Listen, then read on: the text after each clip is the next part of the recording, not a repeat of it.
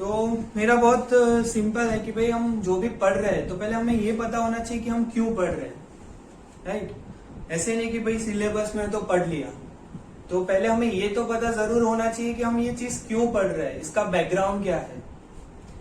तो किसी को पता है कि फ्लूइड मैकेनिक्स आया कहां से? हम सब्जेक्ट से स्टार्ट करते हैं कि भाई ये चीज आई कहां से, इसकी जरूरत क्यों पड़ी, या तो डेली लाइफ में कहां कहां यूज होता है, एनीथिंग, एनीवन? ठीक है, तो इसका स्टार्ट हुआ आर्किमिडीज ने किया। किसने? आर्किमिडीज प्रिंसिपल हम सबने पढ़ा होगा, that is valid for fluid static and buoyancy. Floating bodies के लिए दिया था आर्किमिडीज ने प्रिंसिपल, तो ये हमें पता है, हमने नाम सुना है, राइट। उससे एफएम में स्टार्ट हुआ fluid mechanics as a subject. But इसमें जो मेजर एडवांसमेंट आए, जैसे हम मेजर चेंज कहां पे आए, तो वो चेंजेस आए विस्कोसिटी जो है वो हम पढ़ेंगे, अभी आज ही पढ़ेंगे। वो आइजैक न्यूटन ने, न्यूटन तो हम सबको पता है, हम कोई भी सब्जेक्ट पढ़े न्यूटन वहां पे होता है, राइट। तो विस्कोसिटी जो है वो न्यूटन ने दी। उसके बाद पास्कल्स लॉ, ये भी हमने सुना होगा, Pascal's law, we all know this. Hydrostatic के लिए पास्कल्स लॉ है। तो ये सारी चीजें पैरेलली शुरू हुई एंड देन मेजर रिसर्च हुआ, और उसके बाद fluid mechanics as a subject आया, right. But who is the father of fluid mechanics?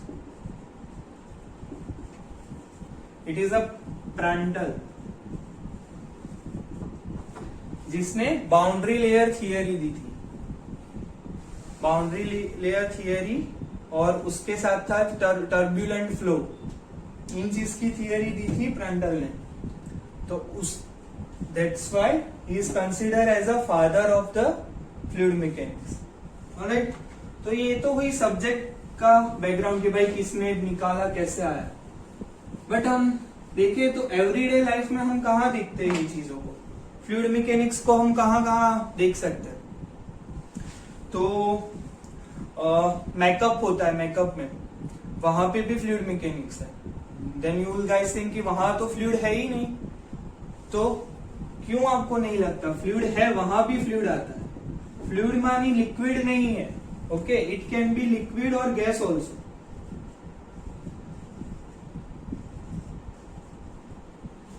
First thing, हम डेली एग्जांपल देखें तो हम जब लोशन लगाते हैं, सर्दियों में जब लोशन लगाते हैं, that is also example of fluid. उसमें भी हम शियर फोर्स अप्लाई करते हैं, वो भी एक फ्लूइड है, वहां भी फ्लूइड मैकेनिक्स का कॉन्सेप्ट आता है। फिर फ्लैग हम सबने देखा होता है कि कैसे वेव कर रहा है, वहां पे ड्रैग फोर्स का ड्रैग फोर्स पिक्चर में आता है, वो किससे? फ्लूइड मैकेनिक्स से। फिर जो एरोप्लेन्स की डिजाइन होती है, उसमें विंग्स की डिजाइन, एरोडायनेमिक्स, सारी चीजें फ्लूइड मैकेनिक्स में आती है, drag force and lift force में। एंटायर एरोप्लेन की डिजाइन में मेजर पार्ट होता है फ्लूइड मैकेनिक्स का। उसके बाद अगर पर्टिकुलरली फ्लूइड टॉपिक्स पे बोलूं तो वाटर ट्रीटमेंट प्लांट्स है, जो आप लोगों ने अभी मुझे बताया, कैनाल डिजाइन है, duct design, piping systems, hydro turbines, hydraulic pumps etcetera. उसके बाद हमारे बॉडी के अंदर जो ब्लड फ्लो हो रहा है, that is also a fluid, right. तो ब्लड है। फिर हमने सोप डिस्पेंसर मशीन देखा होगा, वहां भी फ्लूइड मैकेनिक्स है, राइट। वहां भी विस्कोसिटी पिक्चर में आती है। सोप डिस्पेंसर मशीन देखा होता है कि भाई हम रखते हैं तो उसमें से सोप अब बाहर आता है, ऑटोमेटेड सिस्टम जो होती है, राइट। तो वहां भी फ्लूइड मैकेनिक्स आता है। सो ये सारी चीजें हैं जो हम डेली लाइफ में देखते हैं कि भाई ये सब हमारे आसपास हो रहा है, बट हमें पता नहीं होता कि भाई ये किस चीज का पार्ट है। तो एज ए इंजीनियर जब हम देखते हैं तो हमें पता चलता है, ओके या इस तरह से ये चीज वर्क करती है।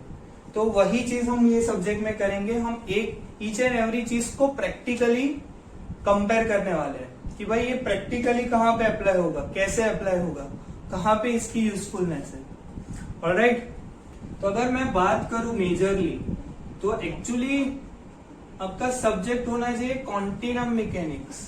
मेजर अगर हम देखें, ये हमारे बीटेक लेवल पे नहीं आता, ये आता है मास्टर्स लेवल पे, okay. Fluid mechanics is a सब ब्रांच, मेजर ब्रांच ये है आपकी, राइट। जैसे आप मैकेनिकल इंजीनियरिंग या सिविल इंजीनियरिंग में फ्लूइड मैकेनिक्स पढ़ रहे हो, राइट, दैट इज अ सब। उसी तरह एक्चुअली आपका डोमेन क्या है, कॉन्टिनम मैकेनिक्स, उसका सब डोमेन है फ्लूइड मैकेनिक्स, ऑलराइट। तो what is a continuum mechanics, इसमें हम क्या करते हैं, इसमें हम स्टडी करते हैं किसको, फिजिक्स को। कॉन्टिनम मैकेनिक्स में हम क्या करते हैं, स्टडी ऑफ फिजिक्स, किसका, कंटिन्यूअस मटेरियल होता है उसका। जस्ट अ नॉर्मल डेफिनेशन कि भाई इसमें क्या होता है कि फिजिक्स का स्टडी होता है ऑन अ कंटिन्यूअस मटेरियल्स। तो उसके हम सब क्लासिफिकेशन देखें तो first will be solid mechanics and second will be fluid mechanics, वो इस तरह से क्लासीफाई होता है। तो ये इन दो चीजों में क्यों क्लासीफाई होता है, what is the difference between them. तो ये सॉलिड मैकेनिक्स में क्या होता है कि भाई बॉडी का शेप चेंज नहीं होता, shape will remain same, okay, यहाँ पे डिफॉर्मेशन नहीं होता। बट यहाँ पे क्या आता है भाई, डिफॉर्मेशन होगा। डिफॉर्मेशन कब होगा, when subjected to any force, when subjected to force, अगर फोर्स लगेगा तो ही डिफॉर्मेशन होगा। तो इस तरह से ये चीज क्लासिफाई होती है, और हम अभी यहाँ पे है, फ्लूइड मैकेनिक्स हम यहाँ पे पढ़ते हैं, राइट। तो डिफॉर्मेशन होता है when a subjected to force.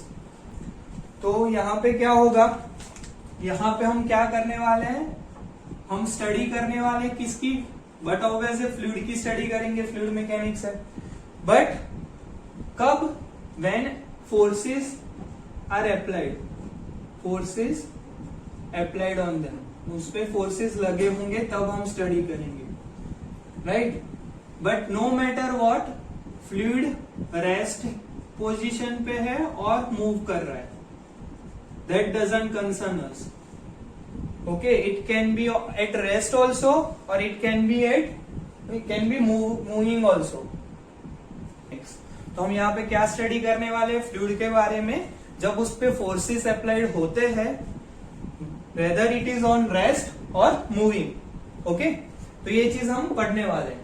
तो what is fluid, now what is fluid. तो फ्लूइड क्या है, जैसे आप लोगों ने मुझे बताया, deforms continuously, deforms continuously when subjected to external shear force, subjected to shear force। See मैं एंटायर डेफिनेशन नहीं लिखाऊंगा, okay, definitions are not required, आपको समझ में आना चाहिए, ओके। सो हम कीवर्ड्स पे ध्यान देंगे। यहाँ पे कौन सी चीज इंपॉर्टेंट थी, ये कीवर्ड्स, कि when subjected to shear force continuously is a keyword, okay, continuous it should be deforming, okay, whenever subjected to a shear force, तो उसको हम क्या बोलते हैं, फ्लूइड बोलते हैं। और due to this continuous deformation क्या होता है, फ्लूइड फ्लो करता है,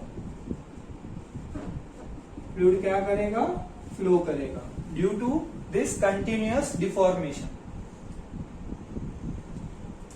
ओके। और मैंने ये चीज आपको बता दी है कि भाई liquid and gases both will come into fluid only. ये हमें नहीं मानना है कि भाई जो लिक्विड फॉर्म में है वही फ्लूइड होता है, एयर भी फ्लूइड है, ऑलराइट।